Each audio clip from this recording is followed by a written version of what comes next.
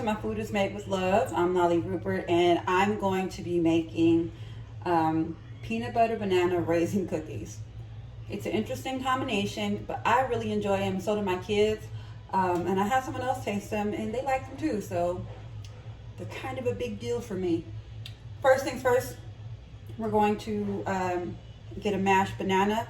Bananas vary in sizes. So I do about a half of a large banana or 3/4 of a small banana, ripened banana. Okay, so I mash it down. And then I'm gonna add about a teaspoon of vanilla.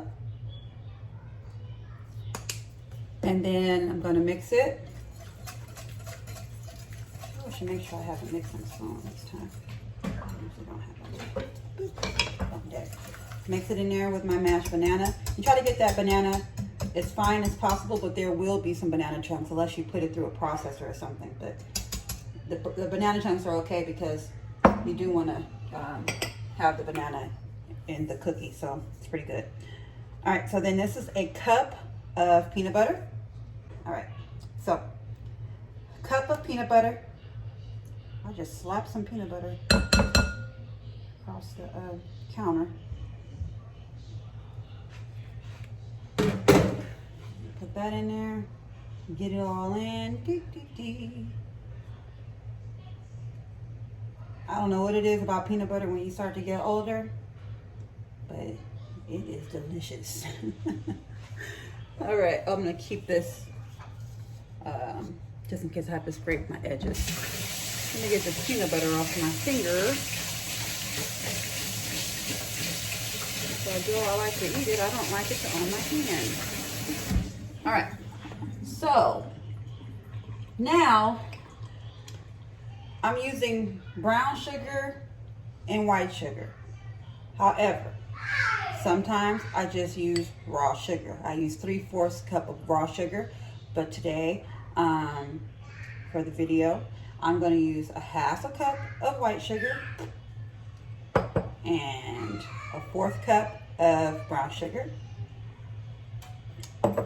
And then, here's the tricky part. You know, sometimes, well, actually when you usually make cookies and stuff like that, you mix the wet into the, you mix the dry into the wet. We're just gonna put it all together. So I'm using a teaspoon of baking powder. Just gonna throw it right on top of that sugar. You're not mixing up anything until the end. And I'm using 3 tablespoons. I'm using wheat flour. I'm sure you can use white flour. 3 tablespoons of wheat flour. Okay. And then I'm gonna start to mix it. You try to spread that stuff out in there because you don't want like a clump of the baking powder in one area. So you just mix it and mix it and mix it. Get it all up in there. It starts to thicken up really good. I don't know if I've said this, but you're gonna preheat your oven to 350. So mix it, mix it, mix it. Oh yeah. You can give it a little taste. Give it a taste. Delicious. So, the next step, after everything is all said and done with that, add your raisins. Just about a half a cup of raisins. And you're just gonna work those in. I'm sure you can use, oh, it probably tastes really good with some chocolate chips. I'm trying to live my life differently though. Okay, so there goes the dough. Nice and thick. See that? Nice and thick. Now, I don't have any parchment paper for some reason, but I do have the old foil. So what we're gonna do here is, I'm all done with that. What we're gonna do here is I'm gonna put this right here, you can see. Get a fork.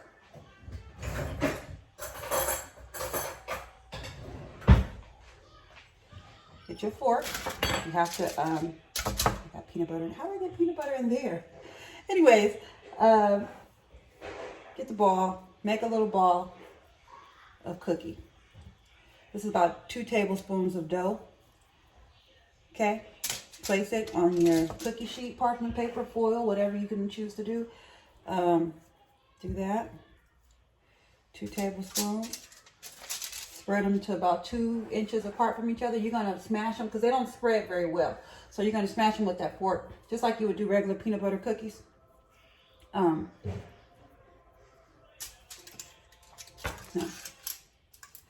That's my space. I'm gonna move it over. So actually, so I'm using about 2 tablespoons or so. You can eyeball it. That's a little too much. 2 tablespoons of dough. Put it into a ball. You can roll it if you feel comfortable doing that. I'll just pretty much just do it with my fingers like that. That's too close. So this first batch, it usually makes, I don't know, depending on the size of my cookies, this dough usually makes between, I don't know, about 20 cookies, maybe 18 cookies. But I'm making the balls kind of big, so almost at 12. It's very quick and easy to do. I like to make these for my kids so they can have them with their lunch. Again, I usually use raw sugar, but when I first started making these cookies, when I came up with the recipe, I did use the sugar like we just did in this video. Let's see.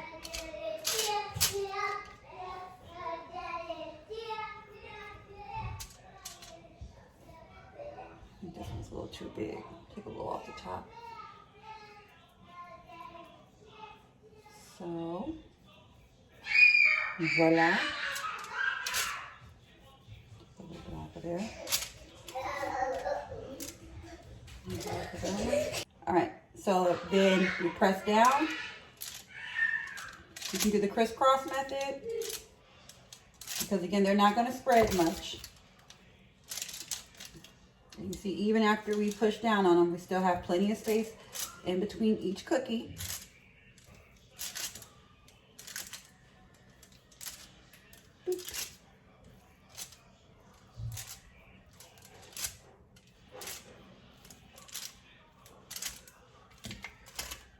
Okay.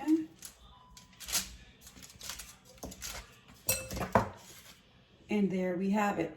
So my oven is already preheated. I'm going to go ahead and pop these bad boys in for about 10 minutes. Okay.